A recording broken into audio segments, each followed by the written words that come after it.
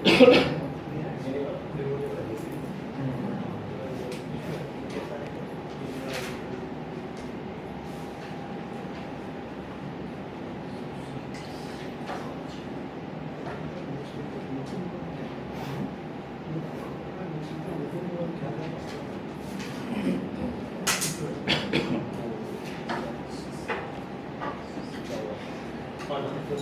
are we ready, Arfan? Ready, inshallah?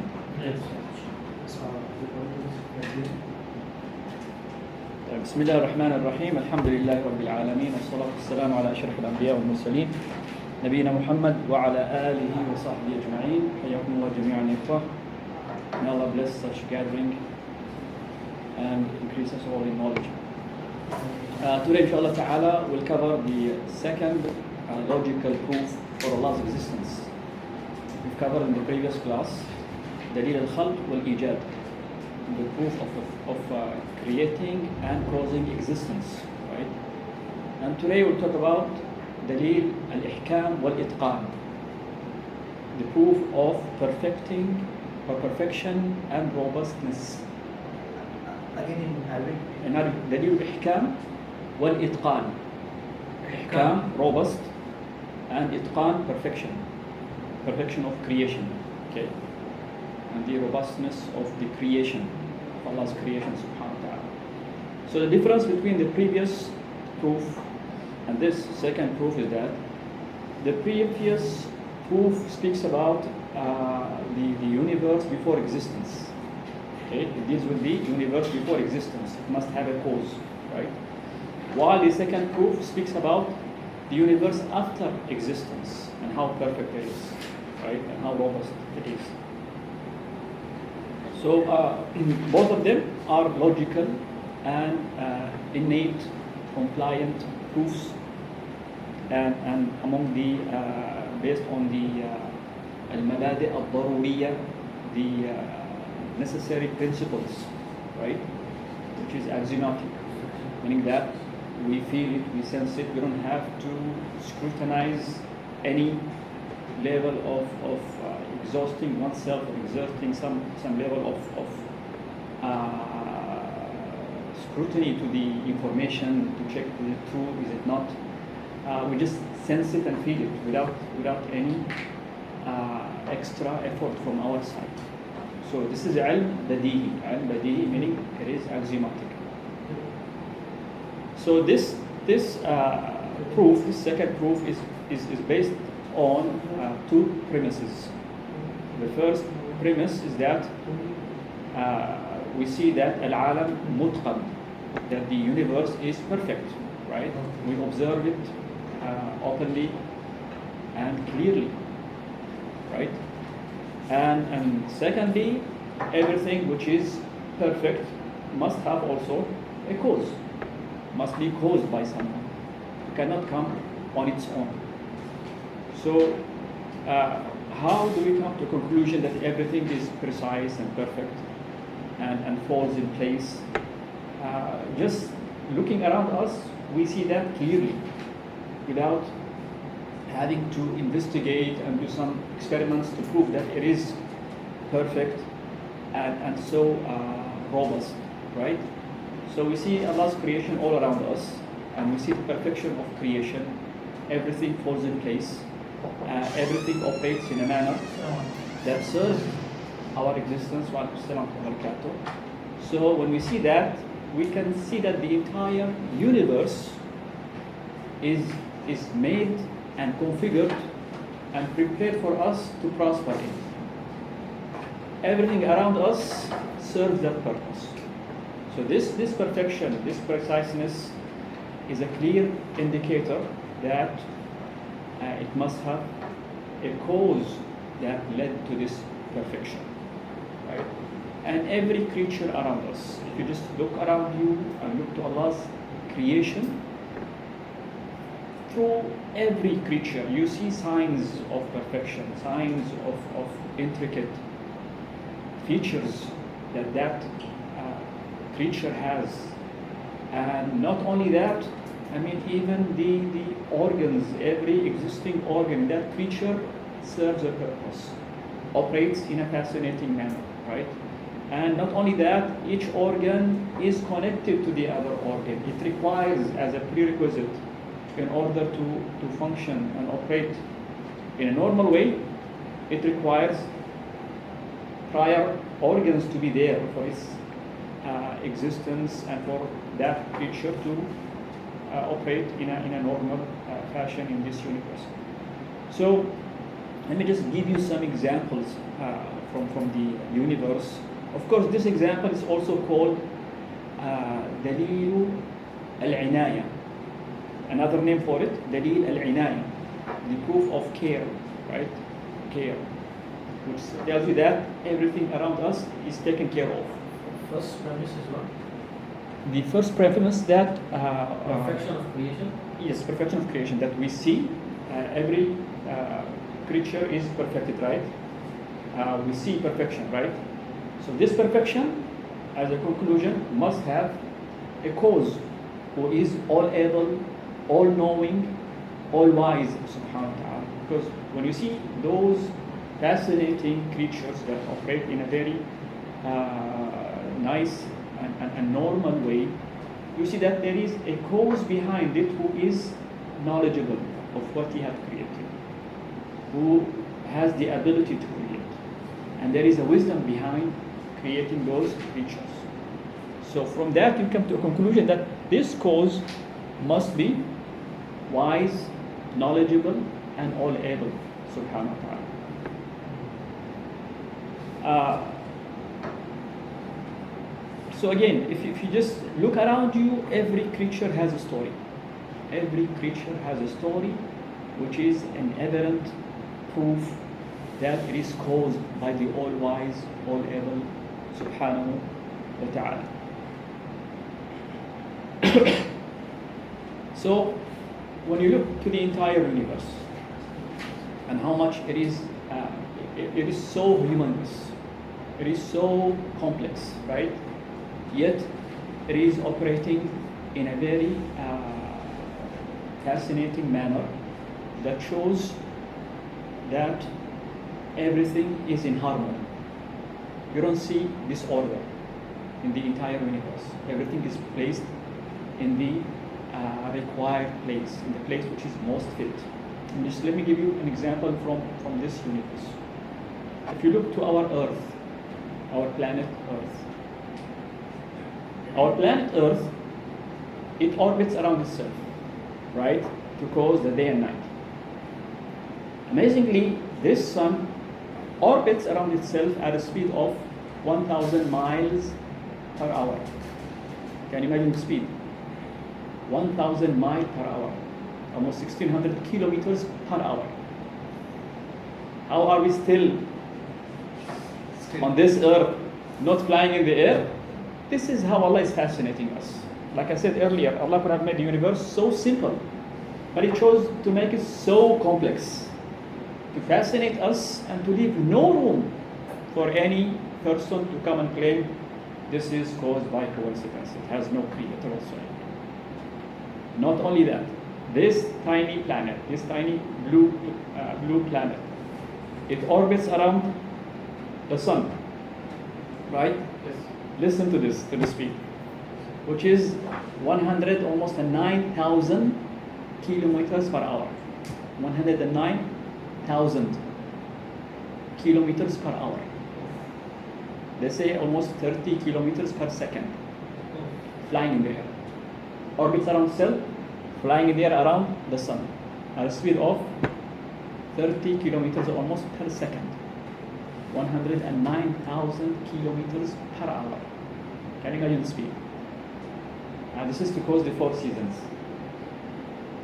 Does not stop there.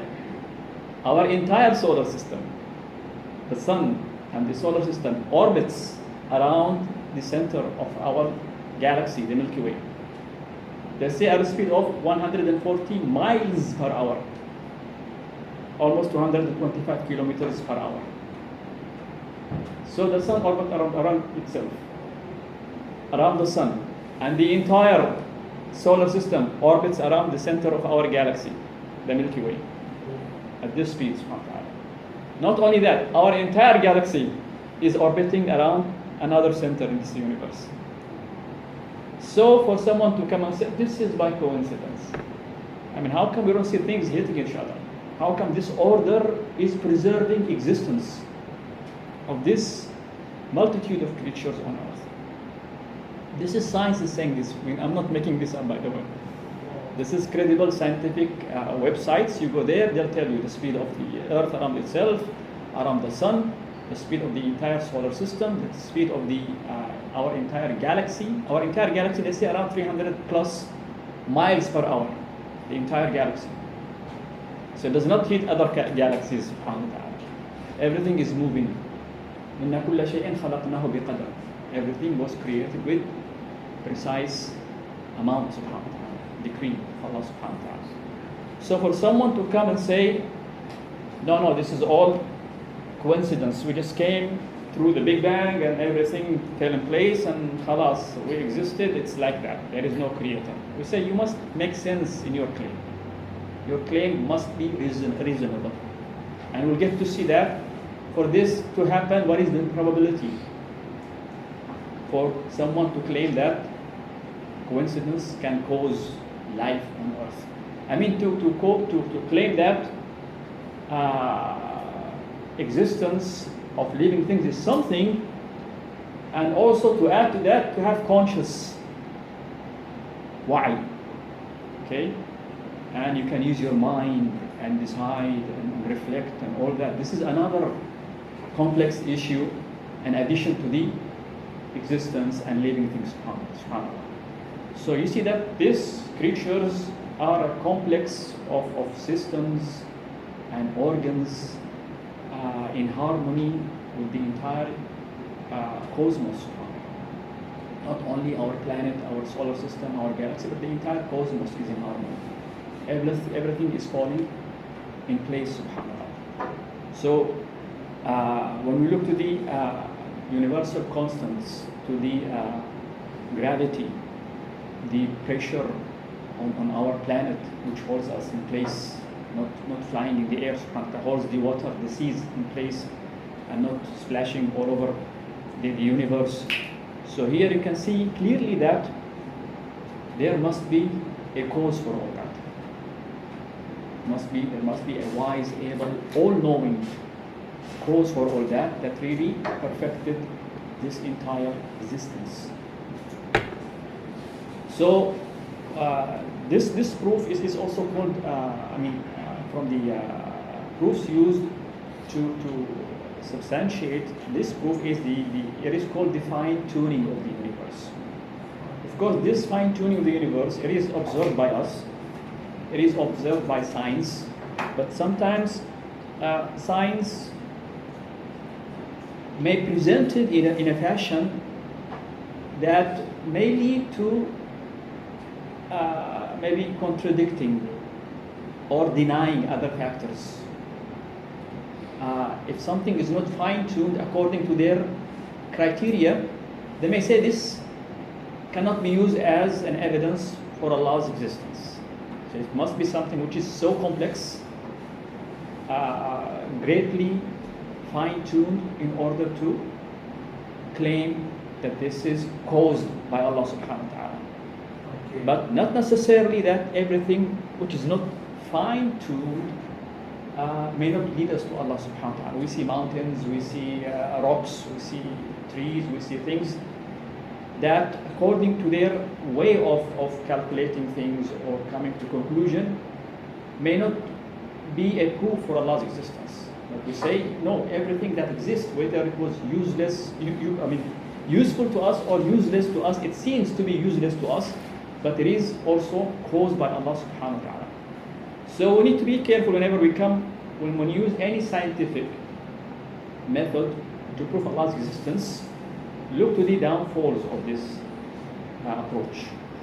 Look how it is presented by the Western academia, right? Because in many cases, they may be Christians, right? They believe in Allah's existence, but they follow Christianity.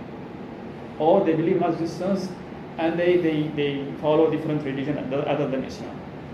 So they sometimes want to reconcile to their belief and what science is presenting. And in many cases, like those who are other Muslims, you see them are contradicting. So that's why they may try to twist some of these conclusions to make them suit their beliefs, right? Their sets of beliefs. Like when we mentioned earlier, the wager of Pascal's wager, right? Pascal, because of the great contradiction in Christianity and contradiction and conflict with science and all that, he was not able to use logic and reason to prove Allah's existence or common sense, right?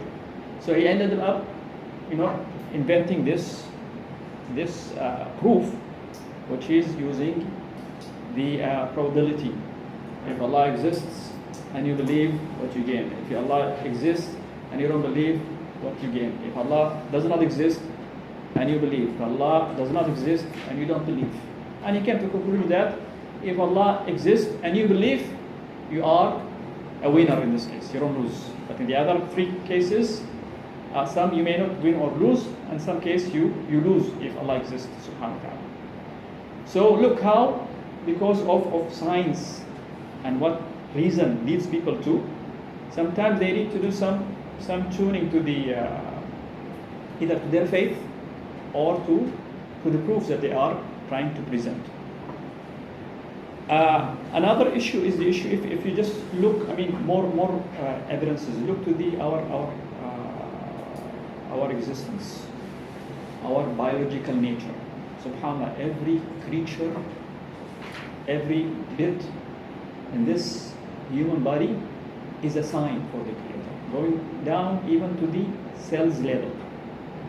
Like I've mentioned to you earlier, if you have a paper and somebody draws makes a blueprint for a building on this large paper, can this paper become a building gradually?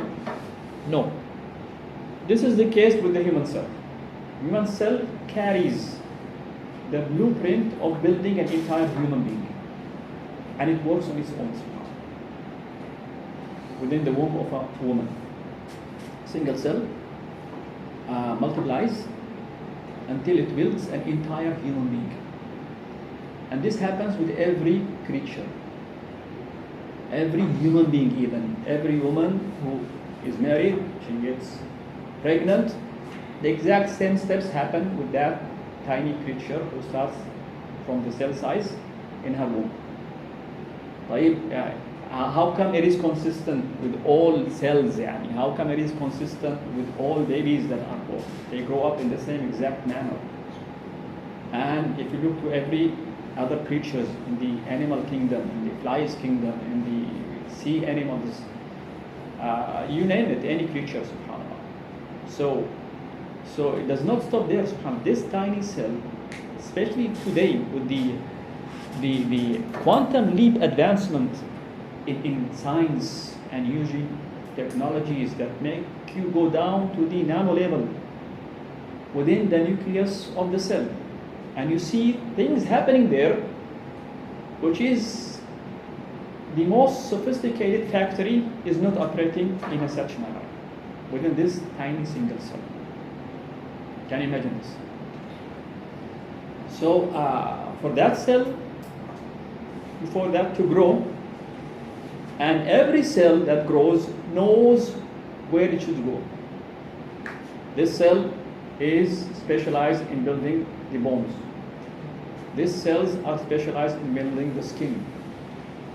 This cell is specialized in building the joints, the arteries, the veins, the liver, the heart, the eyes, the teeth, the tongue, the mouth. So every cell knows its place. Isn't this a fascinating issue? How come the same cell having the same information, but yet every cell knows its location? I'm here going to go in this direction and build bone. And not any bone. Bone of the vertebrae, the backbone, the toes bone, the fingers bones. So isn't this amazing ever? For someone to come and claim that coincidence can lead to such a thing, this is a very, very big claim, subhanAllah. a very huge claim, to come and say this is caused by coincidence. You are mocking our intellect by throwing such a statement. You are making fun of yourself, and as if you're talking to fools by claiming such a thing.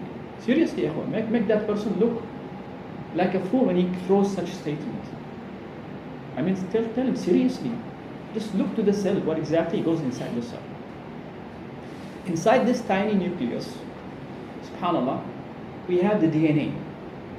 The DNA is a womb that really leaves you fascinated. It is built from 4 letters. They have defined that the enzymes building the DNA is 4 letters. And they say there are 3 billion letters within the nucleus of the cell. So this number of DNA is operating in a place which is 1,000th of a millimeter. 1,000th of the millimeter. The DNA is coiled around the chromosomes. They say it is coiled 100 times around the cell to form the chromosome. So if you're going to expand or extend this single chromosome, it will form 2 meters long DNA.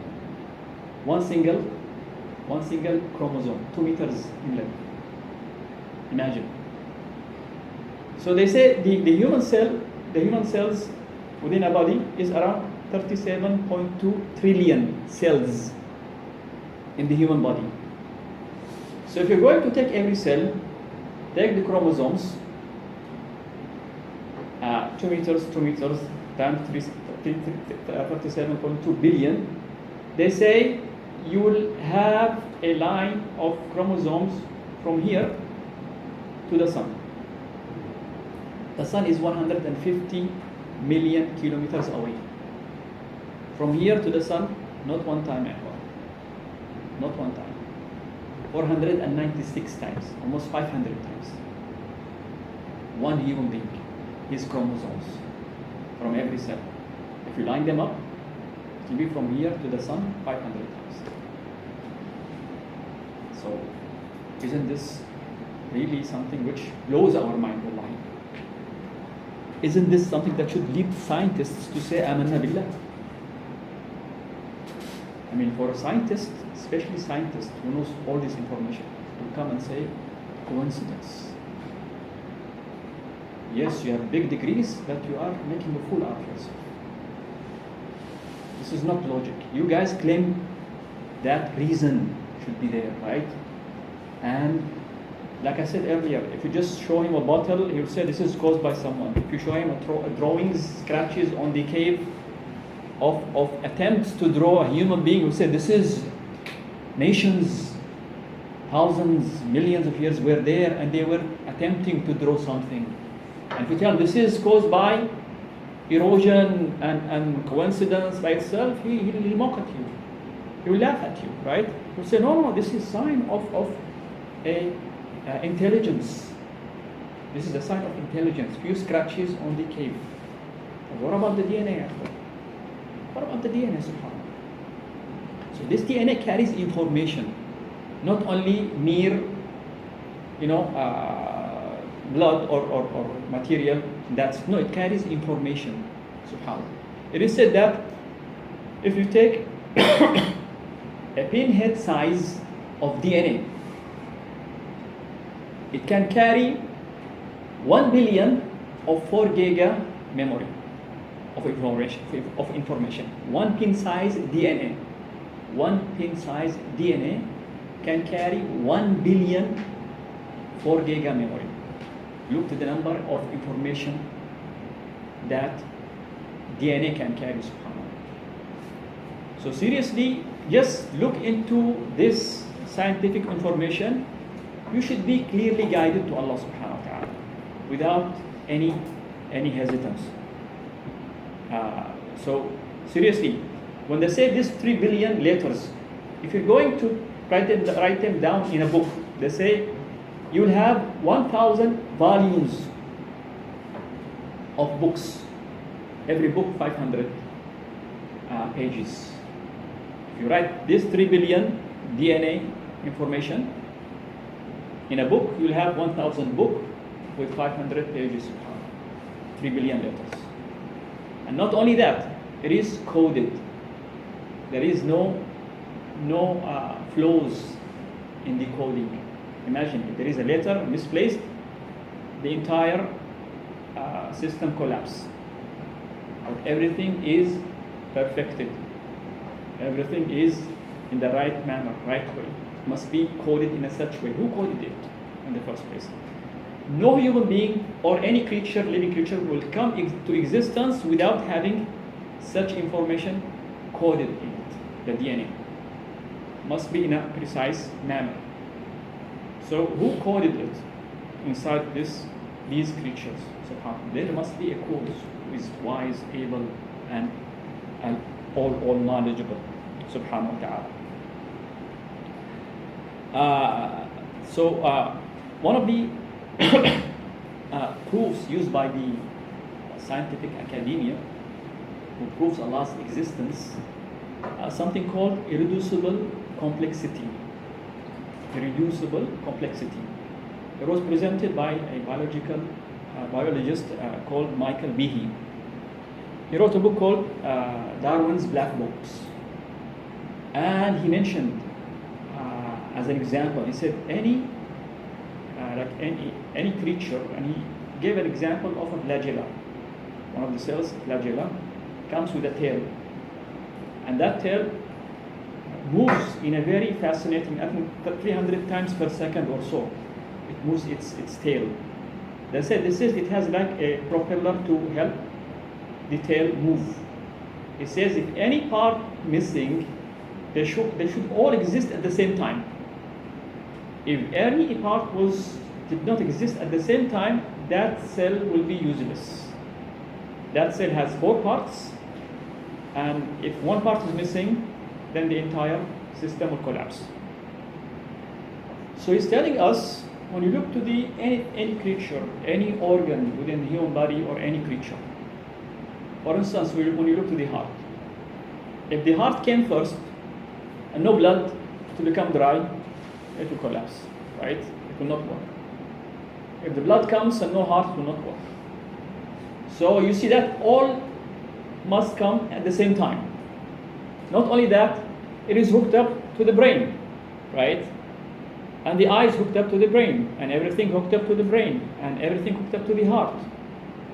So this complex interrelation, interconnection must come together. You cannot do something and wait for the other thing to come, either like they claim by chance or by someone.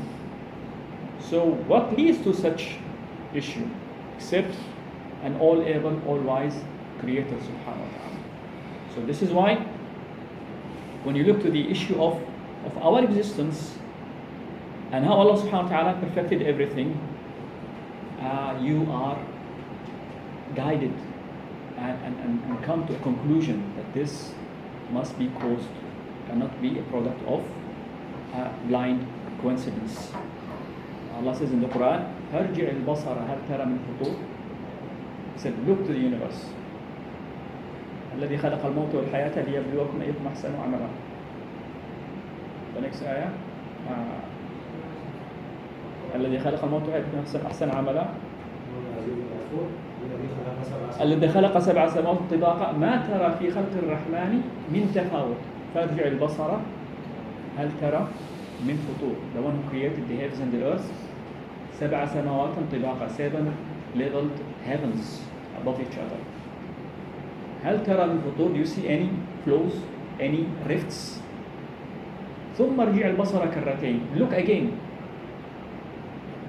ثم ارجع البصر كرتين ينقلب إليك البصر خاسئا وهو حسير. If you look back again, try to find a flaw, you will fail to find anything. Your sight will go back in failure to trying to find any flaw in Allah's creation subhanahu wa ta'ala. So seriously, Allah had left so much multitude of signs. Like I said, every creature is a clear sign that Allah is there, subhanahu wa ta'ala. So how can we be misled after all that? فسنريهم آياتنا في الآفاق وفي أنفسهم حتى يتبين لهم أنه الحق. أولم يكفي بربك أنه على كل شيء شهيد. We shall show them our signs within themselves and in the horizon until it is manifested to them. It is haqq, truth from Allah subhanahu wa ta'ala. Isn't it enough that Allah is the all witness over everything subhanahu wa ta'ala? So seriously, once you look into Allah's signs around us, this is something that not only proves His existence, but increases your iman in Him subhanahu wa ta'ala. It draws you closer to Him subhanahu wa ta'ala in ta'ah, obedience, in ibadah, in worship, and so on. So how can we deny and neglect all that? When people come to a conclusion that coincidence can cause existence, we say to them, do you really understand what exactly coincidence means? One of the scientific physicists, he gave an example. He said, if we cover the entire America with coins from Earth to the moon is almost 380,000 kilometers away. Coins, all covered with coins from here to the moon. And we bring 1 billion continents similar to this America, which are filled with coins, also filled with coins. So America filled with coins to the moon, and 1 billion continent also filled to the moon. And we place one red coin among those many coins. And then we ask a blind guy, or a guy with a blind fold on his eye, to pick up that red coin. What is the chance of him succeeding? Let's say 10 to the power of 40. 10 to the power of 40, meaning that 0.40 zeros and 1. This is the chance of him picking up that red coin. So seriously, I mean, when we throw such figures, are we really using our mind and see how plausible such issue is or not? We're just throwing numbers and ideas and statements without even thinking about it. So seriously, I mean, if this is the case with such issues, how about the entire universe? How this entire creation, the multitude of creatures, the multitude of living and non-living things, all in harmony, subhanAllah. You're not talking about the chance of picking a coin. We're talking about chance of having creation, having existence, having living and non-living things, having conscious wa'i, where not only you exist, but you can use your mind. This is another realm. This is another realm in our creation, subhanAllah. So how audacious to come and throw such statements, subhanAllah. When it comes to the issue of probability, they say if we ask, this give an example of Shakespeare's sonnet, which is a poem written by Shakespeare. It has 488 characters. They say, what is the chance of this sonnet to come to existence by coincidence? One mathematician, he did the calculations, and he said 10 to the power minus 619, meaning that the probability 0.690 zeros, 0.1. So almost mustahil, impossible. Why is that? Because they say in number, if you have to use this universe with every existing particle, neutron, electron, proton, since the beginning of our creation or this existence, until today, what is the chance of probability to give something? They say 10 to the power of 150. 10 to the power 150. Beyond that, it's impossible to happen. But if it is 10 to the power 150, meaning that, and we have the entire universe to experiment this issue, they say there might be a chance. But beyond 150, there is no chance. And here it is 10 to the power of 690. To just write a poem of 488 letters. What about the DNA? 3 billion letters, all are coded perfectly, have a mission to do, and it operates on its own, subhanAllah, to carry tasks and so on. And how did they come up with the 150? It was presented by a Western mathematician. I think his name is William Dembski. And he's among the guys who are running the called the organization, the something intelligence. What's the name right now? But these guys, they try to present, figures, numbers, speak about science and how science proves so many things that it is impossible for coincidence to cause it. And he said how he calculated it. He said, if we are to count the number of protons, neutrons, electrons in this entire universe, he said it is 10 to the 80, I believe. He said 10 to the power of 80. So imagine 10 to the power of 80 is every electron, neutron, proton in this humongous universe.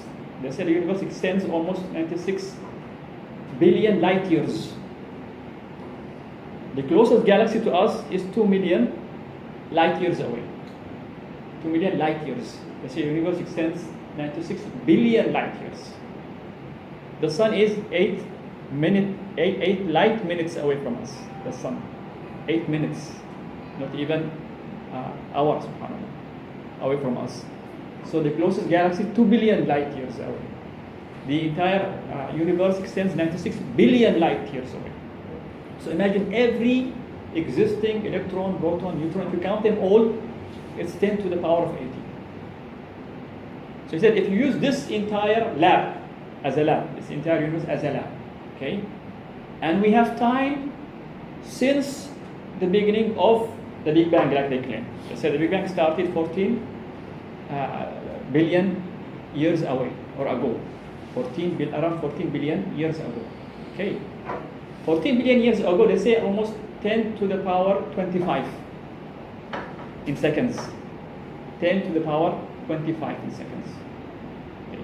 And they say, what is the smallest time in which an action can take place? They say the blank time, which is 10 to the power of 25. Let me just get this figure right for you as well.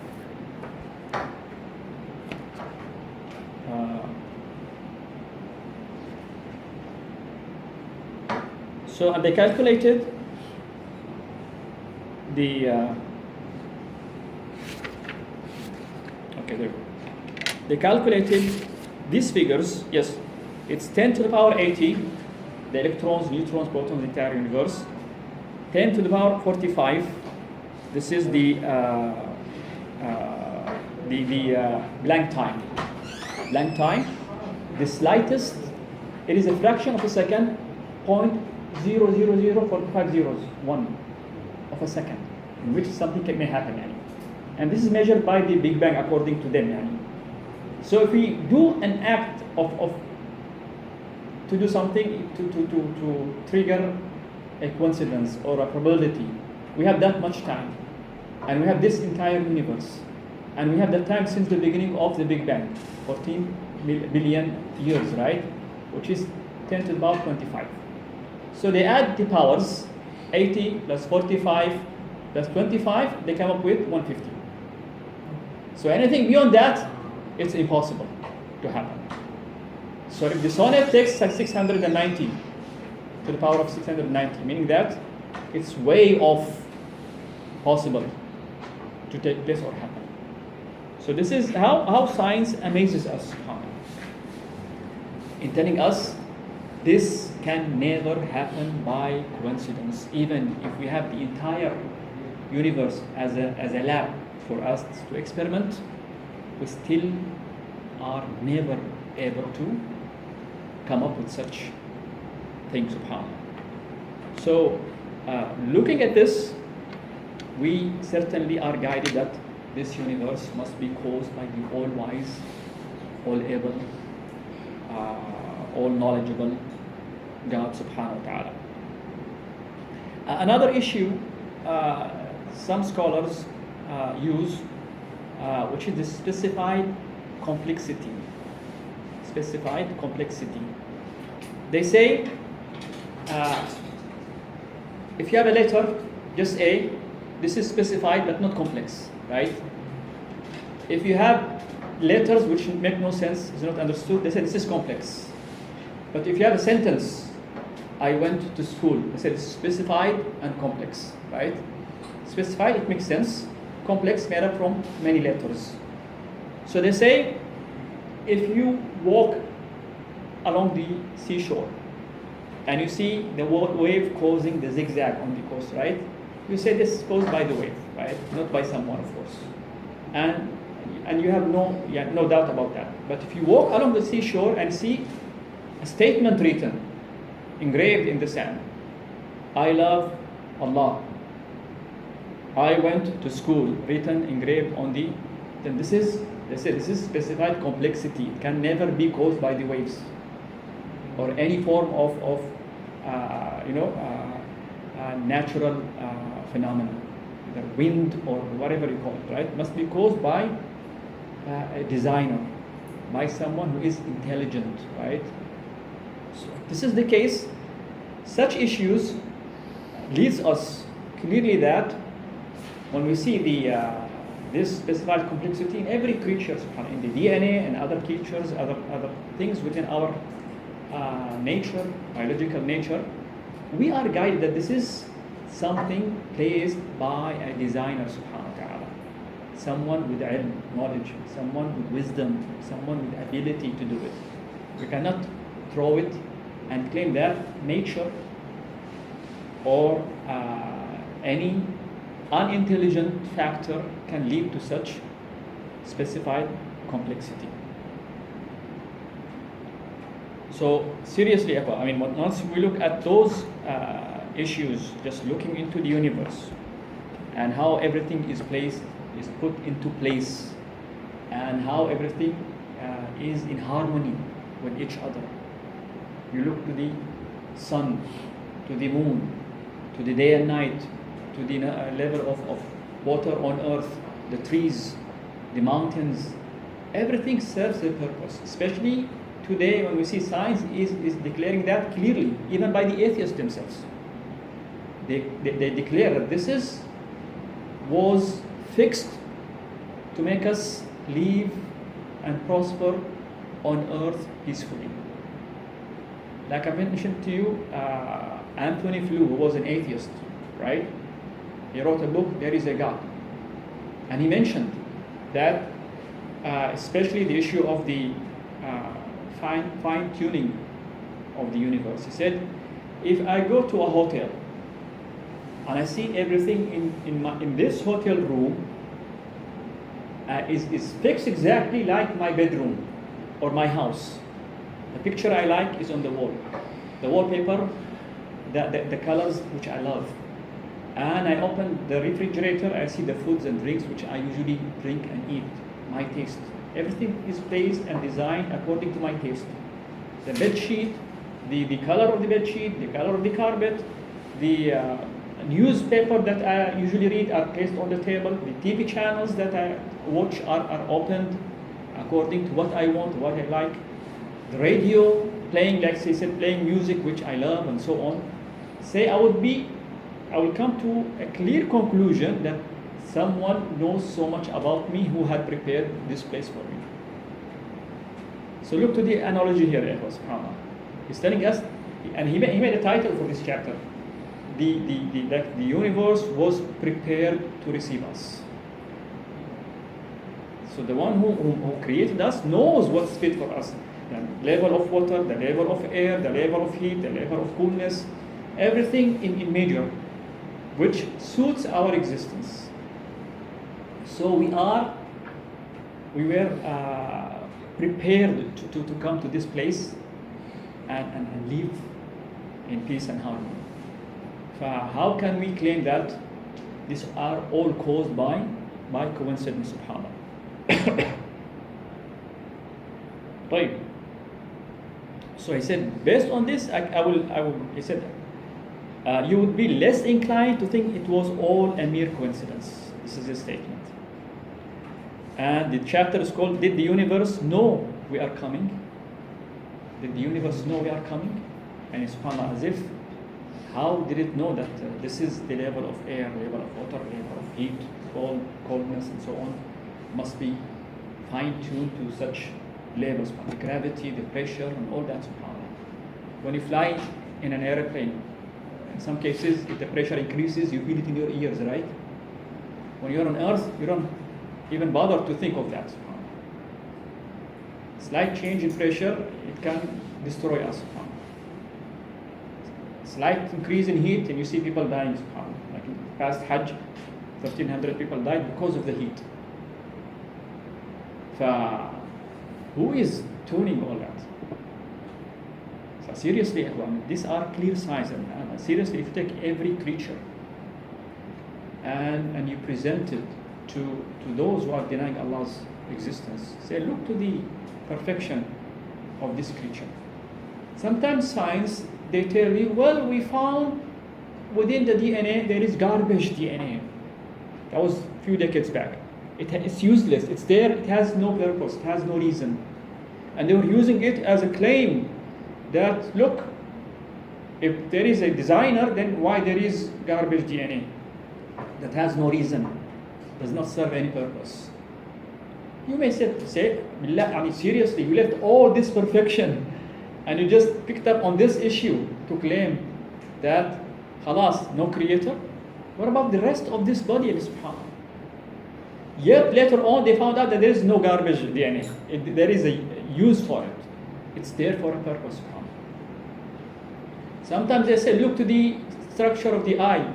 Why this organ in the eye or this part of the eye is placed here, not there? This is a flaw in the eye creation.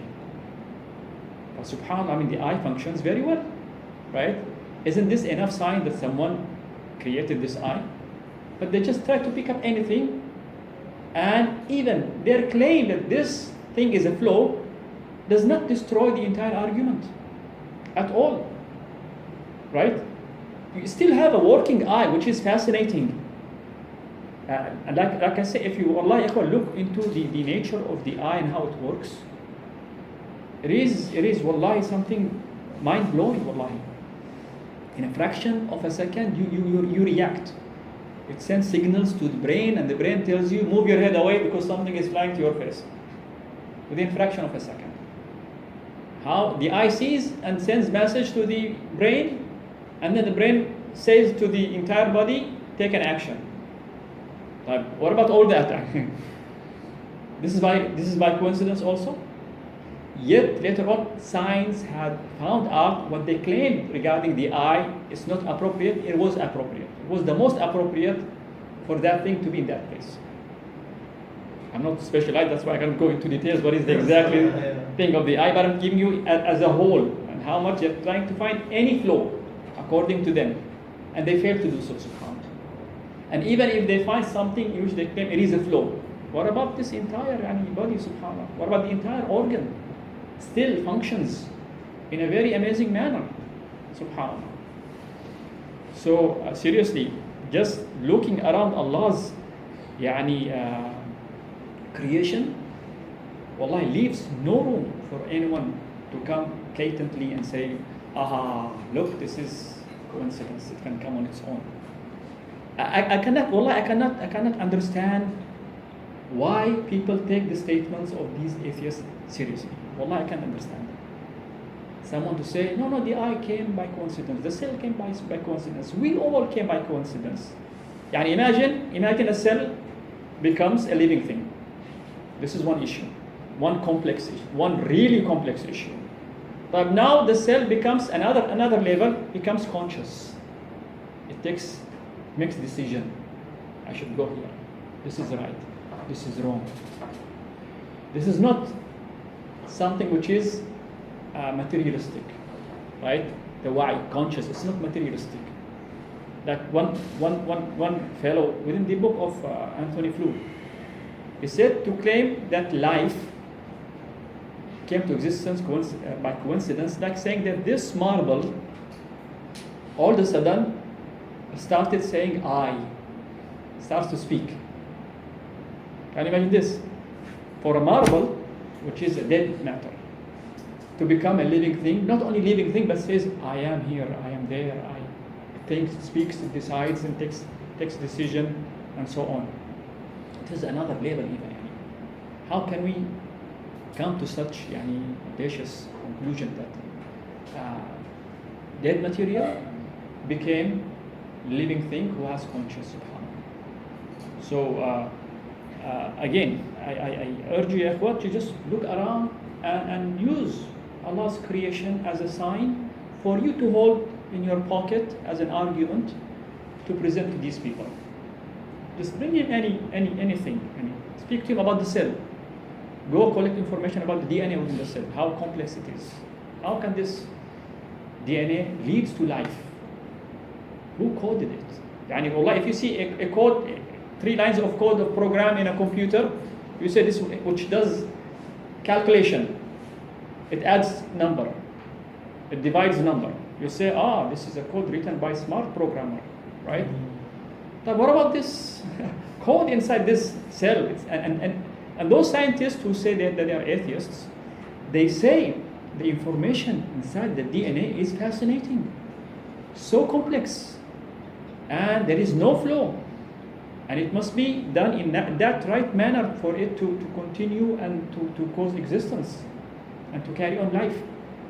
Yet, I don't understand how they say it is coincidence. But to see a program doing some simple calculation, they say this is a programmer, done by a programmer. Then who programmed the DNA within us to hold on this complex, tasks within us? طيب, you have any questions so far, Erko? So you get an idea of this argument. Using the first proof and the second proof among the strongest arguments that you can use before the atheists, that Allah caused the universe, Allah caused this perfection, subhanahu wa ta'ala. And like in the first proof, use the principle of causality. Everything which is caused must have a cause. And we see this by nature, subhanAllah.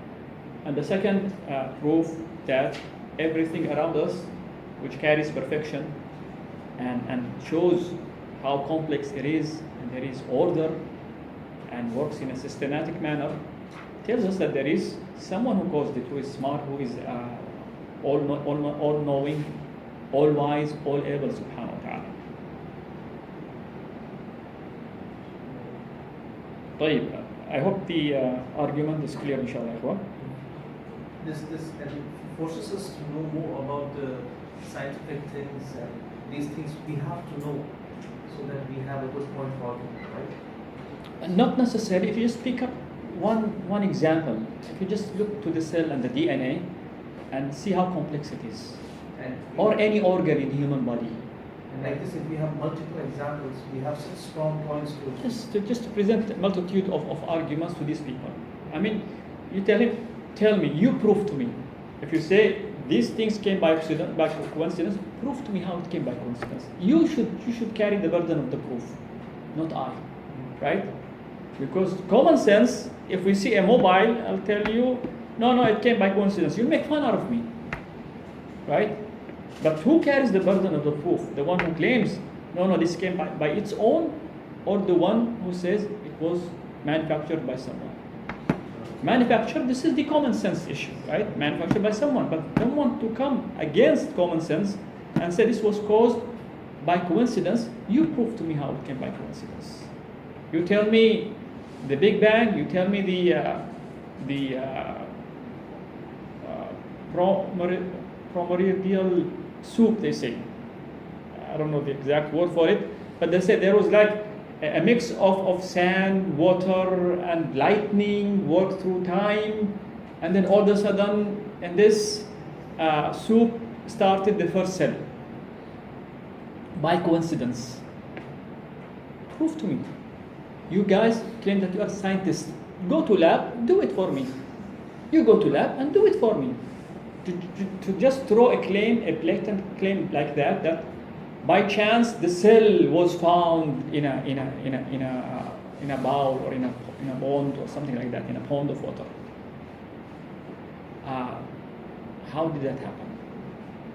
And when you say cell, you really know what cell means. And they talk about the minimal gene concept. They say you must have at least 280 plus like enzymes and proteins available to start a living cell. Less than that will not start. You cannot start a living cell. So can you really cause by coincidence 280 plus proteins to be there to claim that from there life started? But he carries the burden of proof. Don't shy out and say, oh, the cell, the sun. No, you tell me, you prove to me first. Give him one complex creature, take the cell for instance, and you tell him, prove to me. Tell him the eye. You really know how the eye works? Just open a book and show him how volumes of books are taught in the medicine school. Just to be a profession in eyes. You are a doctor in eyes only. You have nothing to do with the heart, with the ear, with the lungs, with the brain. You are specialized only in the eyes. Look how much level of knowledge this guy has to go through to understand the eye, what's inside the eye, and how to operate the eye, and how to work on the eye. And they say the number of rods and cones that cause the lights and level of lights, colors and so on, are in millions. And they are labeled in a specific way, and so on, for the light to come in and to know the color and notice the color. This is white. This is slightly different than his white. His white is slightly different than his white. You can even distinguish between the level of whites. This is the eyes doing this. And eye is telling you that now. This gives you information, carries information to the mind at the same time, right? You make up information. So it's not just mere seeing and that's it. Look how everything is connected. I mean, the eye must have the heart to pump blood to there. Did I tell you about the heart and how much blood it pumps? They say the heart pulses from 60 to 80 per minute, right? On a day basis, the number of gallons pumped by the heart on a daily basis, 2,200. 2,200 on a daily basis. Gallons. 2,200 gallons of blood pumped by the heart on a daily basis. It goes in and comes out, goes in, comes out. Can you imagine? Imagine the 5-liter gallon of water that we carry, so how heavy it is. But this guy is pumping that much of blood on a daily basis. So what kind of machine out there can really work for 80 years, 60 years, 70 years without fixing or without collapsing, subhanAllah. Like I tell you, wallah, every organ in your body, you'll be amazed when you go in details how it operates and works. They say this heart, in a person's lifetime, almost 56 million gallons of blood it pumps. This is something that really blows a sane person's mind, to see how every organ in this body operates. Wallahi. Just a tiny clog in one of the veins, the entire body falls apart. Can you imagine this? I mean, when they say tiny, it is really tiny. It's almost like it's tinier than the hair, subhanallah. If that level of clot happens in one of the arteries, stroke and you die. May Allah protect us all. What are you talking about? Allah, what are you talking about? And you are living for 80 years without having to worry about this clot. You don't even think of it, subhanAllah. And like I said, the gland of the saliva gland in the mouth, subhanAllah. That gland, if it does not work, khalas, your life becomes miserable. If you don't have an elbow, we'll be eating like animals. Wallahi, placing our faces on the plate, no elbow. It's that simple, wallahi, just to see everything in us is a sign that there is a designer for it, subhanAllah. Sarah, it blows my mind to see people are still listening to those atheists who claim this is a product of coincidence. I don't understand how those people really believe these people and even open their mind to them or even rethink what they are saying. Wallahi, seriously, let them feel that bad, those who say that they are atheists or they are in doubt. Maybe Allah exists, maybe not. And especially when they are born Muslims and they end up being atheists or agnostics and so on. May Allah يزكي لنا عقولنا. May Allah make us use our mind in a very right manner to be guided to Him subhanahu wa ta'ala. بارك الله فيكم وجزاكم الله خيرا. صلى الله على نبينا محمد وعلى آله وصحبه وسلم. Any questions, anything in mind, anything to add or to share? This is because of the heedlessness of the people that's happening. They deny to think. If anybody thinks about something, we have everything in front of us. But they deny to think this way, and they become heedless because of that. They think of something otherwise. Science. How come the scientists who are discovering these things are interested? See, how they are putting a blank mind towards that problem? Many of them, they have shubha that came through their life and led them to this. Especially the issue of evil. If any evil happens to them, they go and they accuse Allah. If Allah is there, why does He allow this evil? Is He happy with the evil that happens to us? Is He happy with the killing that takes place all over the globe? Why does He not intervene to save us? Allah says, الَّذِي خَلَقَ الْمَوْتَ وَالْحَيَاةَ لِيَبْلُوكُمْ أَيُّكُمْ أَحْسَنُ عَمَلًا. So death and pain, it was meant in this life of trial. But the life that you are looking for without pain, without trial, is fil akhirah, eternal life in Jannah. This is a life of test. It was meant to be like that. And we'll get to the issue of the problem of evil. But seriously, most of the atheists, like I said, like Anthony Flew, the one who wrote There Is a God, he said, among the issues that led me to deny Allah's existence is the problem of evil. Why is there evil? He said, because of that I became an atheist. Darwin, because he lost his daughter, she died at an early age, he became an atheist later on. That's why you see many of those atheists, because of something evil happened in their life, led them to this conclusion. But for them to claim that this is scientifically supported by their claim that this came by coincidence, they have no proof of that. Mere statements, blatant statements, thrown without any supporting proofs.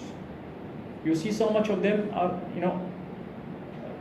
presenting philosophy, try to philosophize all arguments, but makes no sense. They claim that we are scientists and we only accept whatever science proves. Yet most of their claims are unscientific. It has nothing to do with science. It's against science. This is the main factor behind them, And others, they come up to such conclusion because they want to live like an animal. I don't want anyone to tell me this is halal, this is haram, this is right, this is wrong. I don't want to hold, always feel sorry for doing something. I don't want to feel sorry. Because the wakhaz al-damir, when your conscience, stress you out, why did you do this? This is not right. This is not appropriate. They don't want to live such a life.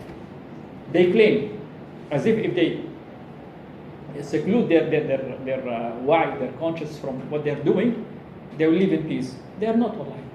They are not. Still, they are suffering, subhanAllah. Why? Because they are away from Allah subhanahu wa ta'ala. But may Allah protect us all. بارك الله فيكم وجزاكم الله خيرا. أراكم على خير إن شاء الله. السلام عليكم.